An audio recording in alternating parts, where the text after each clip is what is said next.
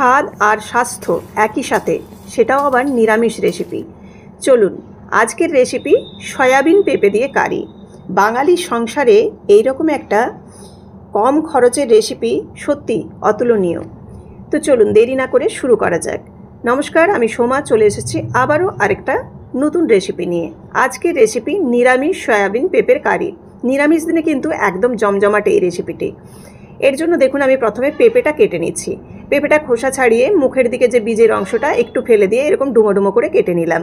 কড়াইয়ের মধ্যে দিয়ে দিচ্ছি সর্ষের তেল খুব সামান্য, দিয়ে এখানে ডুমো করে কেটে রাখা পেঁপেটা একটু হলুদ দিয়ে এবং লবণ দিয়ে ঢাকা চাপা দিয়ে একটু ভেজে নেব। তার সাথে লো ফ্লেমে এটা রান্না করব পেঁপেটা। তাহলে কি হবে, পেঁপেটা কিন্তু অনেকটাই ভাজার সাথে সেদ্ধ হয়ে যাবে। এবার একটু ঢেকে দিলাম। দেখুন ঢাকা খুলে নিয়েছি, আর একদম লো ফ্লেমে কিন্তু এই পেঁপেটা ভাজা হবে। পেঁপেটা হালকা ভাজা হতে হতে চলুন এদিকে একটা মশলা রেডি করে নিই। এই মশলার জন্য প্রথমে আমি একটা মিক্সির জারে এক টুকরো আদা নিয়েছি। আদাটা আপনারা চাইলে খোসা ছাড়িয়ে নিতে পারেন। কাঁচা লঙ্কা নিয়েছি ঝালের জন্য, টমেটো নিয়েছি ছোটো সাইজের দুটো, আর নিয়ে নিয়েছি এখানে কাজু বাদাম, যেটা ভাঙা কাজু, সেই কাজু বাদাম নিয়ে নিয়েছি একটু, দিয়ে এবার একটা মিহি পেস্ট বানিয়ে নিলাম। এদিকে দেখুন পেঁপেটা কিন্তু একদম পুরোপুরি ভাজা হয়ে গেছে। আর এই অবস্থায় আমি সোয়াবিনটা দিয়ে দিলাম। সোয়াবিনটা এখানে লবণ দিয়ে আমি সেদ্ধ করে রেখেছিলাম।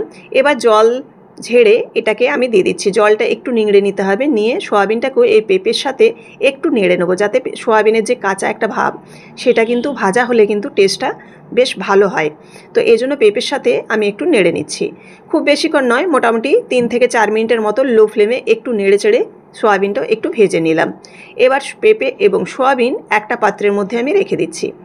এবার এই কড়াইয়ের মধ্যে আবারও আমি দিয়ে দেবো সর্ষের তেল। আমি পুরো রান্নাটা সর্ষের তেলে করছি, আপনারা চাইলে কিন্তু সাদা তেলও ব্যবহার করতে পারেন। সর্ষের তেল দেওয়ার পর এখানে আমি শুকনো লঙ্কা, একটা তেজপাতা, একটা এলাচ আর এক টুকরো দারুচিনি এখানে দিলাম। দিয়ে এবার এর মধ্যে বেটে রাখা যে মশলাটা, সেই মশলাটা এখানে দিয়ে দেবো। মশলাটা দিয়ে দেওয়ার পর এই তেলের সাথে একটু নাড়াচাড়া করে নিতে হবে। নাড়াচাড়া করে মশলার যে কাঁচা ভাবটা একটু কাটিয়ে নেব। এখানে আদাটা আছে, আদাটাই একটু বেশি সময় ধরে কষাতে হয়, সেজন্য কিন্তু একটু নাড়াচাড়া করে নিলাম তেলের মধ্যে। আর সঙ্গে দিয়ে দিচ্ছি ধনে গুঁড়ো এবং জিরে গুঁড়ো, দিয়ে দিচ্ছি কালারের জন্য হলুদ গুঁড়ো, আর দিয়ে দেবো একটু কালারের জন্য কাশ্মীরি লঙ্কার গুঁড়ো। এখানে ঝালের জন্য আমি কাঁচা লঙ্কা ব্যবহার করেছি। যারা কালারটা পছন্দ করবেন না তারা কিন্তু কাশ্মীরি লঙ্কার গুঁড়োটা দেবেন না। এবার ভালোভাবে মশলাটাকে কষাতে হবে, নেড়ে চেড়ে নিলাম। মিক্সির জার ধুয়ে রাখা যে জলটা সেটাও দিয়ে দিলাম। দিয়ে মশলাটাকে কিন্তু বেশ একটু সময় নিয়ে কষাতে হবে। মোটামুটি 5 থেকে 7 মিনিট লো ফ্লেমে একদম সুন্দরভাবে কষাতে হবে, যতক্ষণ না পর্যন্ত এটা থেকে তেল বেরিয়ে আসছে। মশলাটা যখন প্রায় কষানো হয়ে যাবে, এর মধ্যে আমি 2টো আলু সেদ্ধ করে রেখেছিলাম, সেটা হাত দিয়ে একটু ভেঙে দিয়ে দিলাম। আপনারা চাইলে ডুমো করে কেটে পেঁপের সাথে আলুটাকেও ভেজে নিতে পারেন, কিন্তু এখানে আমি সেদ্ধ আলু ব্যবহার করেছি, খুব একটা বেশি ব্যবহার করিনি, দুটোই ব্যবহার করেছি। এবার দেখুন মশলাটা এবং আলুটা খুব ভালোভাবে কষানো হয়ে গেছে। এবার সোয়াবিন এবং পেঁপে যেটা ভেজে রেখেছিলাম সেটা দিয়ে আরও কিন্তু 2 থেকে 3 মিনিট আমি লো ফ্লেমে এটাকে কষিয়ে নেব। এখানে কিন্তু কষানোটা খুব ভালো হওয়া দরকার, মশলার মধ্যে যেন কোনো রকম কাঁচা গন্ধ না থাকে। দেখুন সোয়াবিন এবং পেঁপেকে খুব ভালোভাবে কষিয়ে নিয়েছি। এদিকে আমি জল গরম করতে দিয়েছিলাম, জল এখানে আমি দিয়ে দিলাম গরম জল। গরম জলটা দিলে কি হবে, রান্নাটাও কিন্তু তাড়াতাড়ি হবে আর রান্নার স্বাদটাও বেশ ভালো হয়। দিয়ে দেওয়ার পর এবার দিয়ে দিচ্ছি লবণ পরিমাণ মতো, আর দিয়ে দিচ্ছি যেহেতু নিরামিষ তরকারি একটু চিনি। জলের পরিমাণটা আপনারা দেখে দেবেন, কেন কি আপনারা যতটা গ্রেভিওয়ালা খাবেন বা শুকনো খাবেন সেরকম দেখে কিন্তু জলটা দিতে হবে। এবার আমি ফুটে যাওয়ার জন্য বেশ ভালোভাবে অপেক্ষা করব, গ্রেভিটা একটু ঘন করে নেব।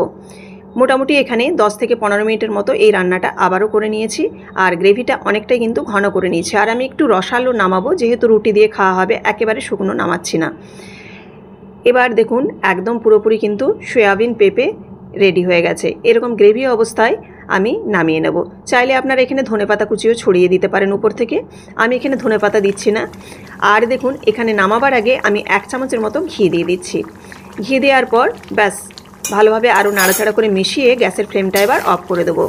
চাইলে কিন্তু এখানে কসুরি মেথিও ব্যবহার করা যায়, যদি হাতের সামনে ধনেপাতা না থাকে সেক্ষেত্রে কসুরি মেথিও ব্যবহার করতে পারেন, সেক্ষেত্রে কিন্তু ফ্লেভারটা দারুণ একটা আসে। এবার চলুন সার্ভিং বোলে রেডি করে নিই। তো দেখলেন তো, নিরামিষ সয়াবিন পেঁপে কারি ঘরোয়া একটা রেসিপি, কিন্তু দুর্দান্ত খেতে হয়, বিশেষ করে রুটির সাথে কিন্তু দারুণ লাগে। তো এরকমভাবে একবার হলেও আপনারা রান্না করে দেখতে পারেন। নিরামিষ দিনে কিন্তু আমরা ভেবে পাই না যে আমরা কি রান্না করব। রেসিপিটি যদি ভালো লেগে থাকে অবশ্যই লাইক, কমেন্ট এবং বন্ধুদের মাঝে শেয়ার করতে ভুলবেন না। ইউটিউব থেকে দেখে থাকলে অবশ্যই সাবস্ক্রাইব করে বেল বাটনটি প্রেস করে দেবেন। আর যদি ফেসবুক থেকে দেখে থাকেন অবশ্যই পেজটিকে ফলো করে দেওয়ার অনুরোধ রইল। আমি প্রত্যেক দিনই নিত্য নতুন রেসিপি আপনাদের সাথে শেয়ার করি। তাছাড়াও আপনারা বিভিন্ন রকম রান্নার টিপসও এখানে পেয়ে যাবেন। আবারও দেখা হচ্ছে নতুন রেসিপির সাথে। ধন্যবাদ।